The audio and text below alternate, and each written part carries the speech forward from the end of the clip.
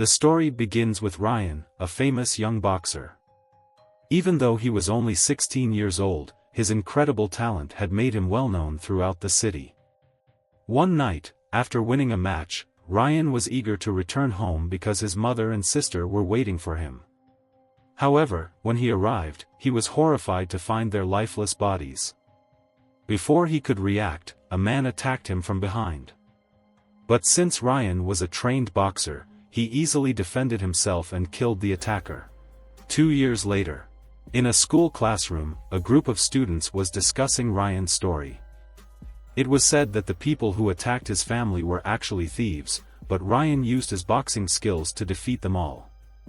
Because of this, he was accused of murder and sent to prison. Among the students in the class was a boy named Leo, who had recently joined the school. Leo had switched schools because he was bullied a lot in his previous one. Slowly, he started liking the new school. But one day, the teacher introduced a new student, Ethan, who was also a boxer. The moment Leo saw him, he was terrified. Ethan was the very person who had bullied him at his old school. As soon as the teacher left the class, Ethan started beating up random students to establish his dominance. Then he approached Leo to attack him. Leo was too scared to react, so one of his friends stepped in to protect him. But Ethan shoved the girl aside and was about to slap her when, for the first time in his life, Leo gathered the courage to stop him.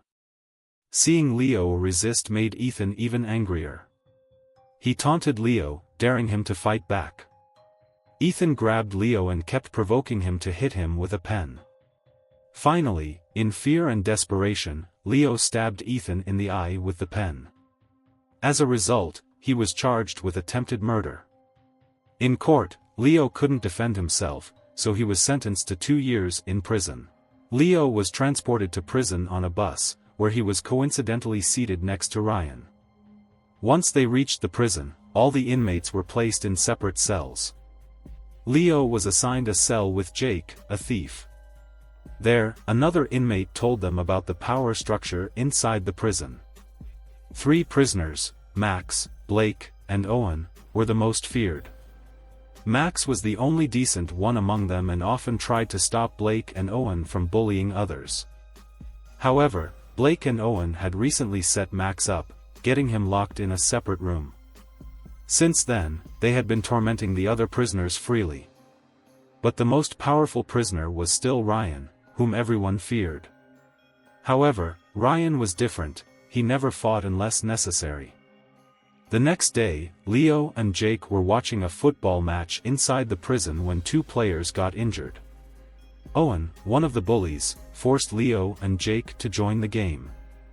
Leo wasn't good at football, so his team started losing. In frustration, Owen kicked the ball blindly, and it hit Blake between the legs.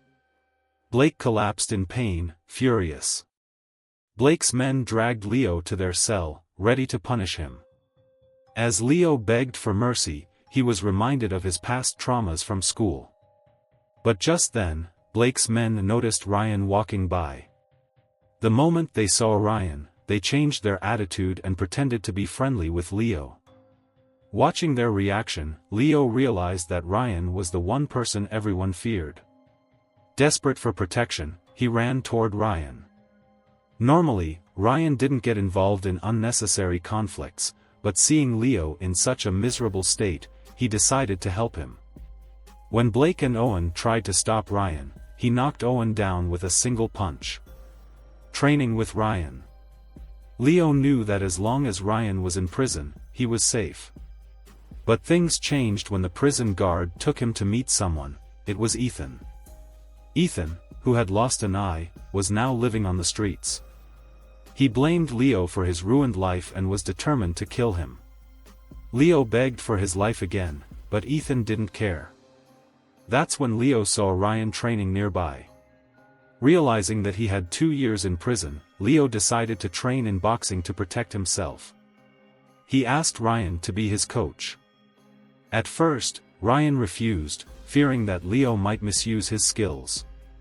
But after hearing about Leo's past struggles, Ryan understood that he was different and agreed to help.